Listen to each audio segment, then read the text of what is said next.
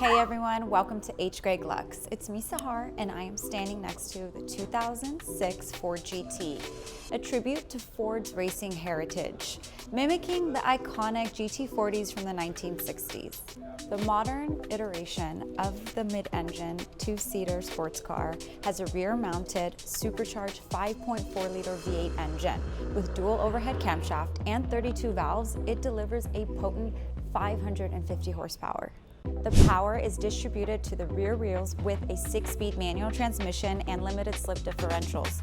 No automatic transmission was available with this model. Performance-wise, the GT is acclaimed for its 0 to 60 in only 4 seconds flat. The interior cockpit is very much so open space, easy to read gauges, and then you have this aerospace-themed toggle switches, really playing into that retro feel. Limited to almost no rear visibility and no cargo space. But really, do you need it? If you're wondering how much this one next to me cost, well, you're in for a surprise. We don't just have one, we have 2 options for you to choose from. For more information, check out our website at hgreglux.com.